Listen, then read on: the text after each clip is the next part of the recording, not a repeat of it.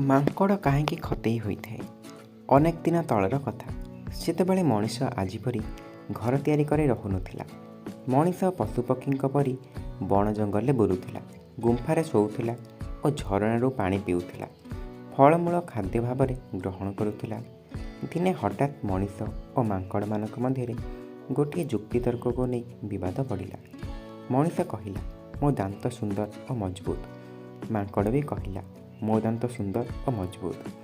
ଏ ବିବାଦ କ୍ରମଶଃ ଘନୀଭୂତ ହେଲା। ବଣର ସମସ୍ତ ପଶୁପକ୍ଷୀ ଗୋଟିଏ ସଭା ଡକାଇଲେ। ସେଥିରେ ସ୍ଥିର ହେଲା, ମଣିଷ ଓ ମାଙ୍କଡ଼ ମଧ୍ୟରେ ଗୋଟିଏ ପ୍ରତିଯୋଗିତା ହେବ। ସେଥିରେ ଯିଏ ଜିତିବ ତାହାର ଦାନ୍ତ ସୁନ୍ଦର ଓ ମଜବୁତ ବୋଲି ହିଁ ଧରାଯିବ। ବିଚାରପତି କିଏ ହେବ, ଏଇଥିପାଇଁ ପଶୁମାନେ ଗୋଟିଏ ପ୍ରସ୍ତାବ ଦେଲେ। ଯେହେତୁ ପକ୍ଷୀମାନଙ୍କର ଦାନ୍ତ ନାହିଁ, ସେହିମାନଙ୍କ ମଧ୍ୟରୁ ଜଣେ ବିଚାରପତି ହେବ। ଏହି ପ୍ରସ୍ତାବଟି ସମସ୍ତଙ୍କ ଦ୍ୱାରା ଗୃହୀତ ହେଲା। ସମସ୍ତେ ମିଶି ହଳଦୀ ବସନ୍ତକୁ ବିଚାରପତି କଲେ। ନିର୍ଦ୍ଦିଷ୍ଟ ଦିନ ପ୍ରତିଯୋଗିତା ହେଲା। ବହୁ ସଂଖ୍ୟାରେ ପଶୁପକ୍ଷୀ ଏକତ୍ରିତ ହେଲେ। ସଭିଏଁ ପ୍ରତିଯୋଗିତା ଦେଖିବା ପାଇଁ ଆଗଭର ଦୁଇଟି ପାତ୍ରରେ ଅନେକ ତେନ୍ତୁଳି, କୁନ୍ଦୁରି, କାଙ୍କଡ଼, କାକୁଡ଼ି, ବାଇଗଣ, କଖାରୁ ଇତ୍ୟାଦି ରଖି ଦିଆଗଲା। ଯିଏ ଆଗ ଚୋବାଇ ଚୋବାଇ ସାରିଦେବ ସେ ହିଁ ଜିତିବ। ବିଚାରପତି ହୁଇସିଲ୍ ବଜାଇଲେ। ତାପରେ ଚୋବାଇବା ଆରମ୍ଭ ହେଲା। ମାଙ୍କଡ଼ ତ ଏସବୁ ଚୋବାଇବାରେ ଓସ୍ତାଦ, ସେ ବା କାହିଁକି ପଛାନ୍ତା?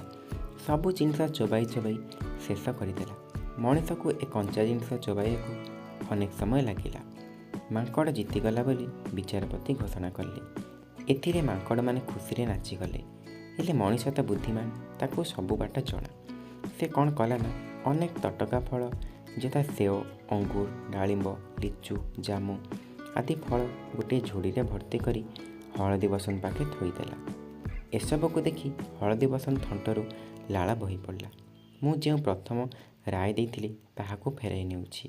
ପ୍ରକୃତରେ ମଣିଷର ଦାନ୍ତ ସୁନ୍ଦର ଓ ଶକ୍ତ। ତା'ର ଦାନ୍ତର ସୁନ୍ଦରତା କମିଯିବ ବୋଲି ସେ ଧୀରେ ଧୀରେ ଖାଏ। ଏହା ଶୁଣି ମଣିଷମାନେ ଖୁସି ହୋଇଗଲେ। ବିଚାରପତିଙ୍କ ପକ୍ଷପାତିତା ମାଙ୍କଡ଼ ବେଶ ବୁଝିପାରିଲା। ତେଣୁ ତାକୁ ପାନେ ଦେବ ବୋଲି ଭାବିଲା। ଏବେ ବି ହଳଦୀ ବସନ୍ତ ଗଛ ଡାଳରେ ବସା ବାନ୍ଧିଲେ ମାଙ୍କଡ଼ ତା ବସାକୁ ଭାଙ୍ଗିଦିଏ।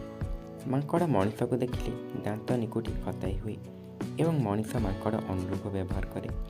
ଆମେ ଭାବୁ ପରସ୍ପର ଖତାଇ ହେଉଛନ୍ତି, କିନ୍ତୁ ତା ନୁହେଁ। ପ୍ରକୃତରେ ମଣିଷ ଦାନ୍ତ ଦେଖାଇ କହେ, ମୋ ଦାନ୍ତ ସୁନ୍ଦର ଓ ମଜବୁତ। ମାଙ୍କଡ଼ ମଧ୍ୟ କହେ, ମୋ ଦାନ୍ତ ସୁନ୍ଦର ଓ ମଜବୁତ।